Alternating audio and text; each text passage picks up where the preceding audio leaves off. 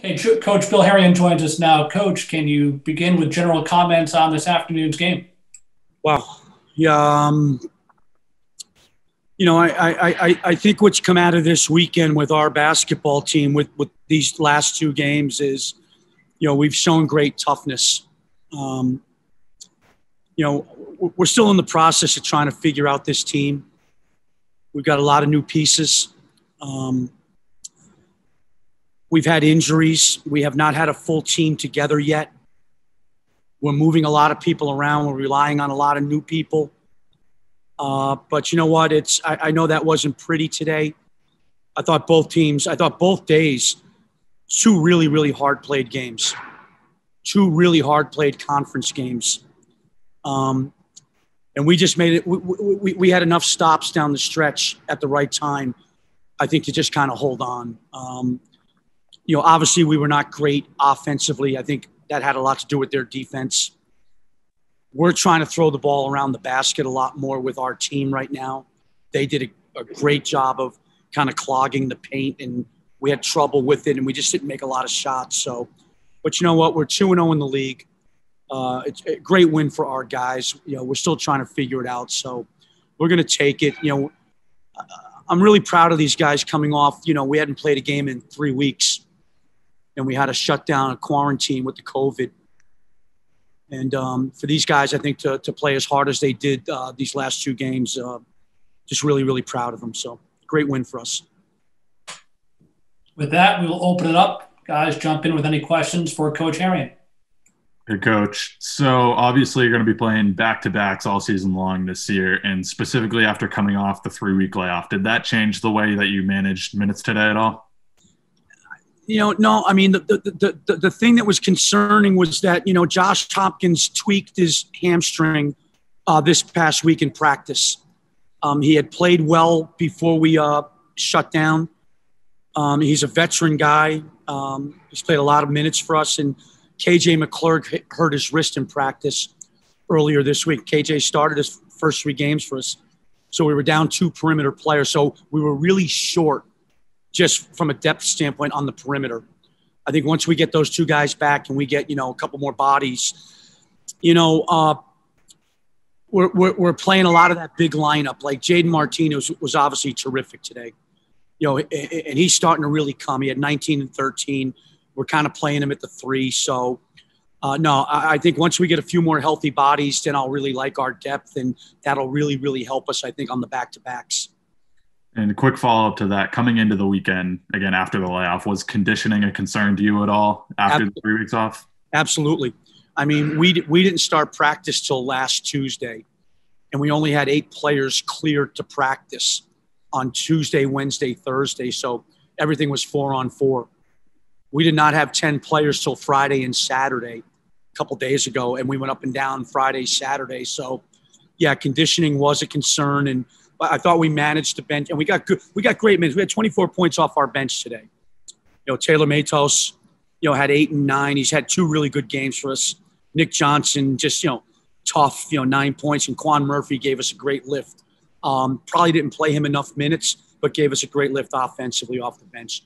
So our rotation right now is 8 players, and the 3 guys off the bench, gave us a big time lift.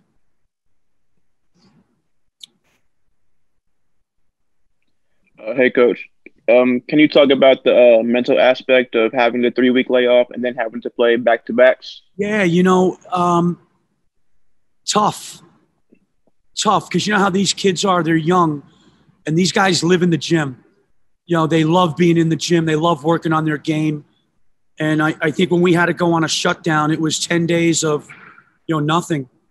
And I think once we had to ease back into it when we came back in last Tuesday. We hadn't played a game in a couple of weeks, and give the kids all the credit. I mean, they showed great resiliency both games this weekend, because both games were kind of the same. Yesterday was higher scoring, but, possessions down the stretch.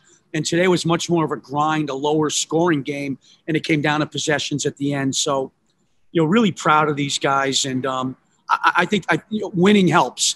It's very good. Yeah, I feel real good that we won both games, and I think that's going to help these guys mentally for sure. Okay. Thank you. No problem. And Coach, we saw they threw a zone at you at points today. I saw man-to-man at certain times. And in the second half specifically, they started doubling down in the post. How do you think your team responded to that? And how do you think they responded to the just okay. Just okay. We, Sean Sutherland's going to be out for the year. He's going to have hip surgery. So we know we're not going to have him. That was decided about a week ago. So we've got to, I think, kind of change how we're playing offensively right now. And I think the emphasis is to get the ball around the basket inside. I like our size. I like our inside guys. I think you got to give Hartford credit. They did a great job of fronting, being physical, and then doubling the post. So I think we're going to see more of it this year from other teams, because I think if you play us one-on-one inside, we can hurt you. So now what we got to do is we really got to get better at playing inside out. And our big guys have to be able to throw the ball out. And that's where we'll get open threes. So I thought, considering, we handled it okay. I wouldn't say great, but we survived it.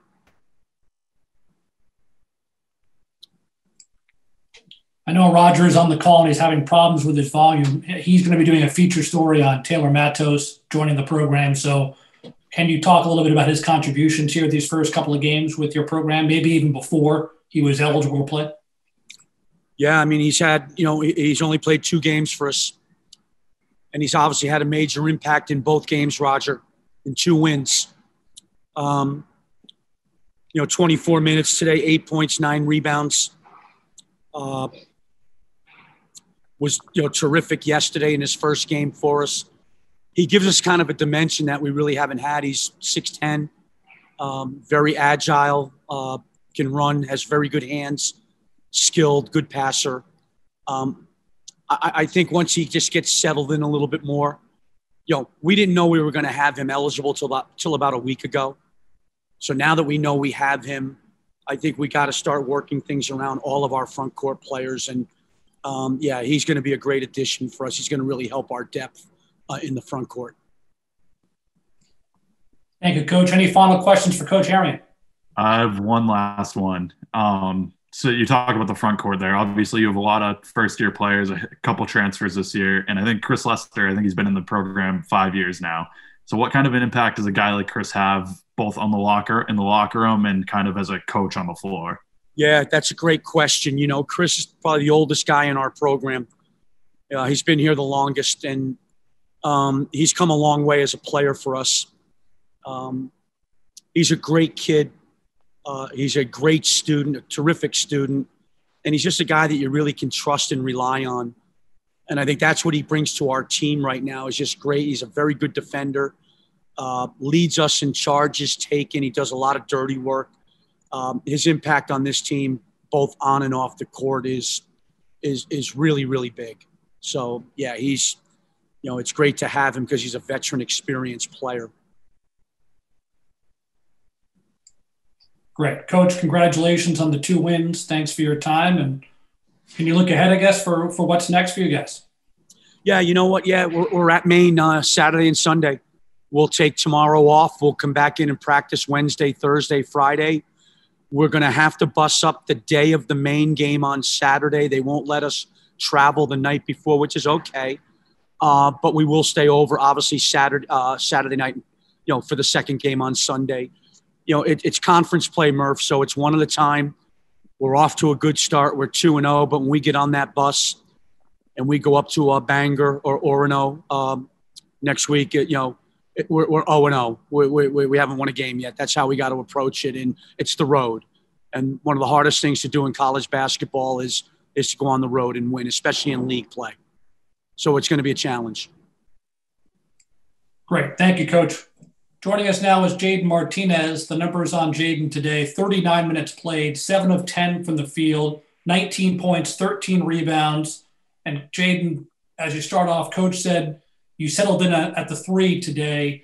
Can you just take us through how you felt your individual performance went against Hartford?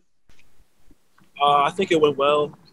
Our game plan was sort of trying to get the ball around the basket, and when they started double teaming, they left me open. I was able to hit a couple shots. Okay, let's open up for some questions for Jaden. Hey, Jaden. So obviously we just learned that Sean is going to be missing the rest of the year, and he's a guy who led the conference in rebounding a year ago. Obviously, you put up another double-double today. So how important is it for guys like you and guys like Tyler to kind of fill that void on the glass that you're not going to have with Sean being out? Yeah, losing Sean was a big piece of our team because he was a very top rebounder, and coach has been preaching rebounding because we lost such a great player.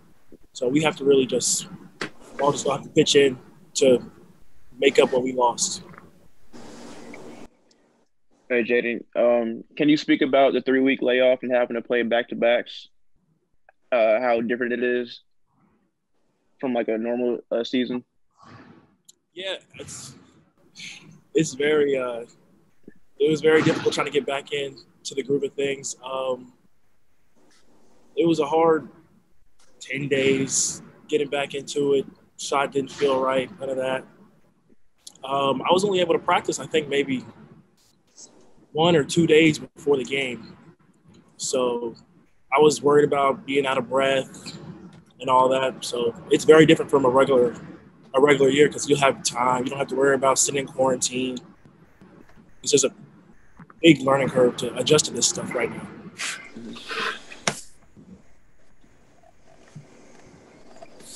Any more questions for Jaden?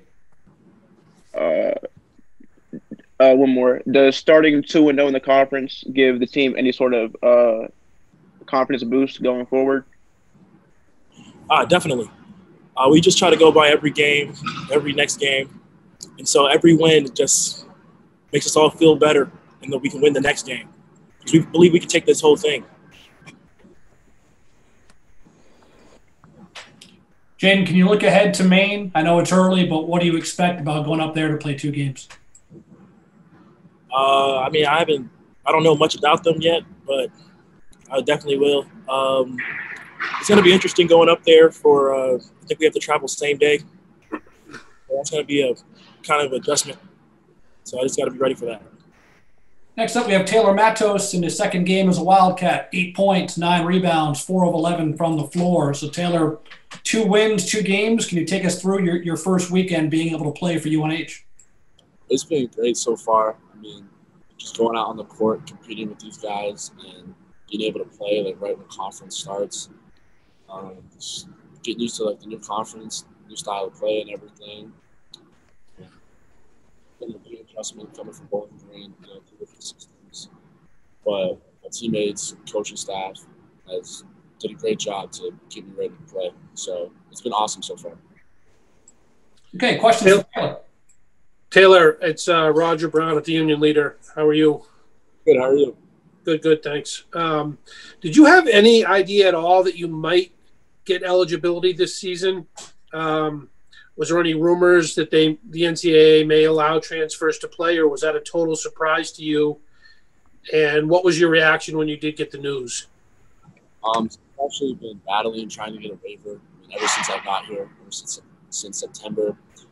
It's been a process. I've had it denied, appealed it. And then about a week before I got eligible, there was a rumor that they might just rule all transfers good. So obviously I heard that, got my hopes up. And then when it was official, I was just happy to be able to play this year, go out there and compete with my teammates. What was it like yesterday taking the court, for the first time? It was pretty crazy, as a kid, like growing up in New Hampshire, like coming to the basketball games and everything. And honestly, it just felt good to be back out there playing. I mean, it was my first game since March.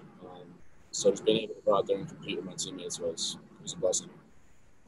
And one other thing, when you did decide to transfer, were you definitely transferring to UNH, or did you have others that you were strongly considering, other schools?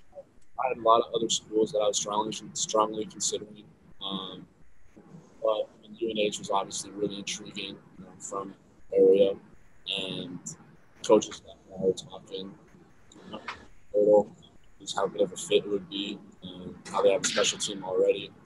And straight up to do something special. So it was really intriguing. Was the fact that it's your home state, was that the deciding factor, or why'd you end up here, would you say? No, I just say because of the coaches that I talked to when I was in the portal, and guys I talked to, and just opportunity to win. Thank you.